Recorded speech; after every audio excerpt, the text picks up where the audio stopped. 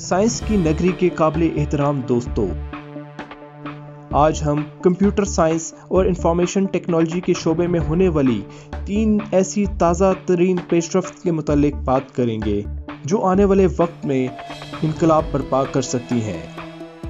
آپ دیکھ رہے ہیں زیب نامہ اور میں ہوں محمد شاہزیب صدیقی۔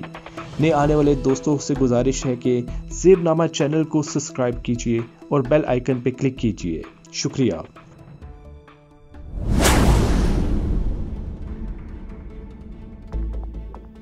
دوستو، گوگل میپس بہت کام کی چیز ہے۔ گھر سے باہر کہیں بھی جانا ہو، آسان ترین رستہ بتانے میں اس کا کوئی ثانی نہیں۔ لیکن یاد رہے کہ یہ سروس ہماری ایک ایک حرکت کو ریکارڈ کرتی ہے۔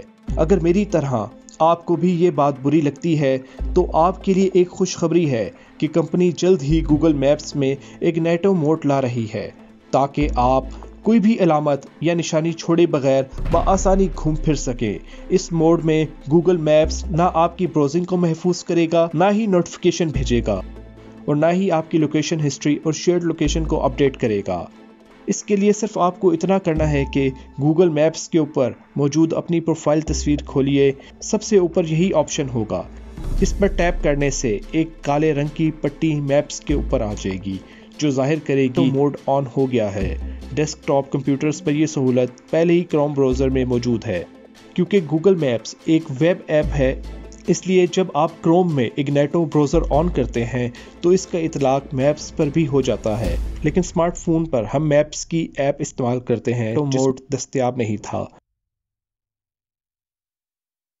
مائکروسافٹ نے بالآخر سرفیس نیو کی رونمائی کر ہی دی، جس کی خبریں بہت عرصے سے گردش کر رہی تھی۔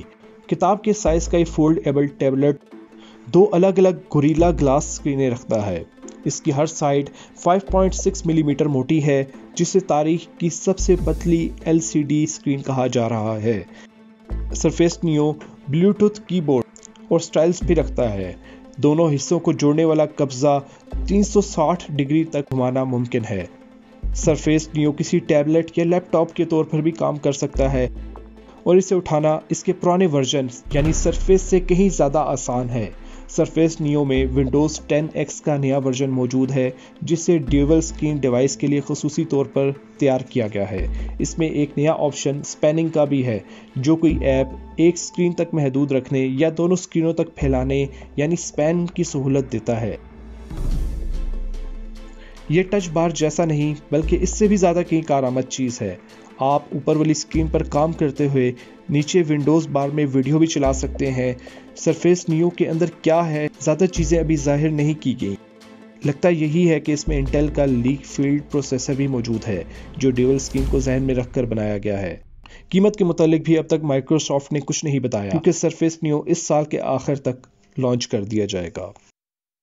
ذرا سوچئے، اگر فیس بک پر لائکس، ریئیکشن اور ویڈیوز کے ویو کاؤنٹس کو چھپا دیا جائے تو آپ کا کیا حال ہوگا؟ ہمارے ہاں کے لوگوں کو یقیناً ہارٹ اٹیک ہو جائے گا۔ لہٰذا ہم آپ سب کو ڈرانے کے لیے بتاتے چلیں کہ فیس بک نے آسٹریلیا سے اس تجربے کا آغاز کر دیا ہے، جو کمپنی ترجمان کے مطابق ایک محدود آزمائش ہے جس کا مقصد یہ جاننا ہے کہ یہ تبدیلی لوگوں کے فیس بک استعمال کے تجربے کو بہتر بنائے گی یا نہیں۔ اس ٹیسٹ میں کسی بھی فیس بک پوسٹ پر لائک، ریئیکشن اور ویڈیوز کے ویو کاؤنٹس کی تعداد ہٹا دی گئی ہے۔ یہ پوسٹ لکھنے والے کے علاوہ کسی کو نظر نہیں آئیں گے۔ یہ ضرور دیکھا جا سکتا ہے کہ اس پوسٹ کو کس کس نے لائک کیا، لیکن اس کی کل تعداد لکھی نظر نہیں آئے گی۔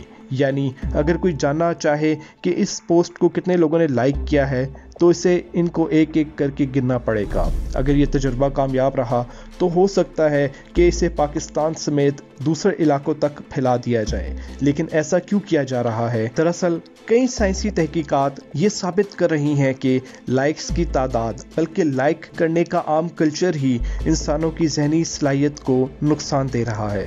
اس لیے پچھلے سال یہ تجویز سامنے آئی تھی کہ فیس بک لائک کا بٹن سرے سے ہی ختم کر دیا جائے۔ فیس بک ابھی تک تو اس کے لیے تیار نہیں تھا، لیکن البتہ یہ نیا ٹیسٹ اس سمت میں پہلا قدم ثابت ہو سکتا ہے۔ انسٹاگرام جو فیس بک کی ہی ملکیت ہے اپریل سے کینیڈا، آسٹریلیا اور دوسری مارکیٹوں میں لائکس کی تعداد چھپانے کے لیے تجربات پر کام کر رہا ہے۔ ادارے کا کہنا ہے کہ ہم چاہتے ہیں آپ کے دوستوں کی توجہ آپ کی شیئر کی گئی تصویر یا ویڈیو پر ہی رہے، اس پر موجود لائکس پر نہیں۔ ہم امید کرتے ہیں کہ آپ کو آج کی ویڈیو پسند آئی ہوگی۔